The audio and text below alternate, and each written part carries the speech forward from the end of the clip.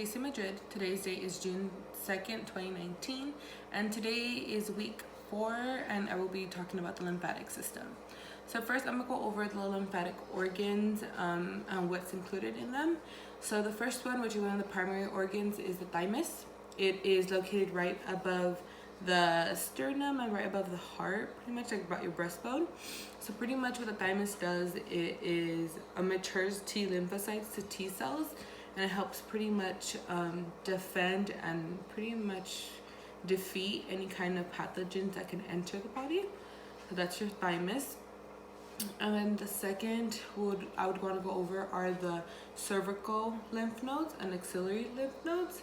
So pretty much what they help out, same thing with lymph nodes do, is pretty much help defend and pretty much remove or defeat waste that can enter the body through the lymphatic system.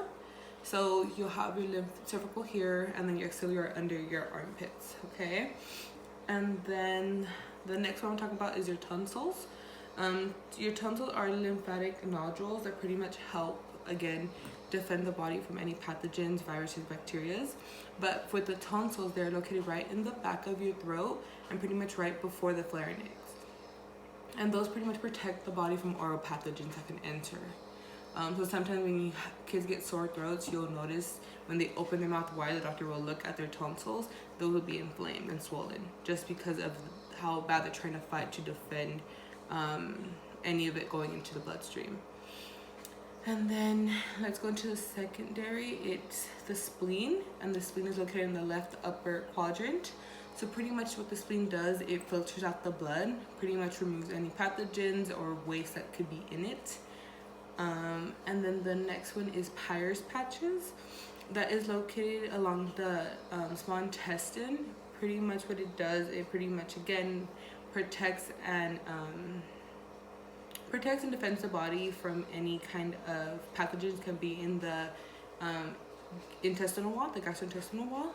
So before it reaches that area, it'll go ahead and absorb that or defeat it as well. And the last one is the appendix. So they say that they don't really know what's the function of the appendix, but it's located on the right lower quadrant.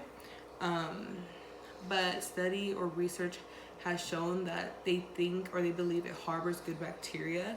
So say when there's an infection or something going on in the intestinal tract and it finds a way to remove it, say through diarrhea or something like that, then the appendix will go ahead and replenish the intestinal wall with good bacteria to pretty much cause homeostasis again.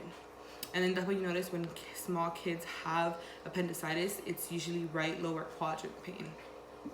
So those are the organs of the lymphatic system. Let me go ahead and go through the flow of the lymphatic system. So as we talked prior, it is the cardiovascular system.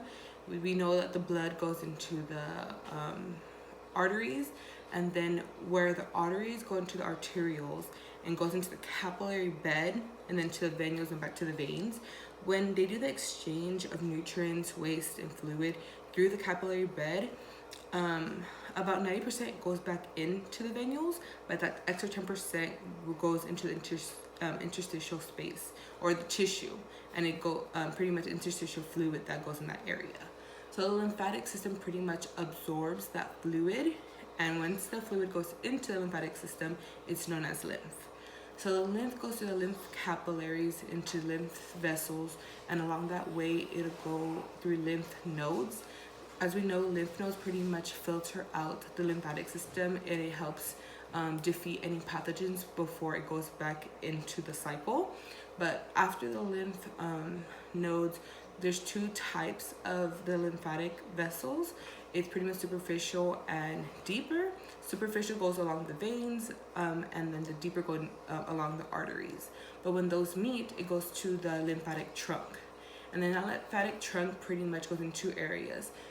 The right side of the body, which is the right upper portion, just this right here, it is the right lymphatic trunk, and that drains into the right subclavian vein. And then when you have the rest of the body, so we have a big portion of it, that goes into the large thoracic duct, and it drains into the left subclavian vein. And pretty much both of those go back into the venules and go back into the cardiovascular cycle. And that's pretty much the lymphatic system. Thank you.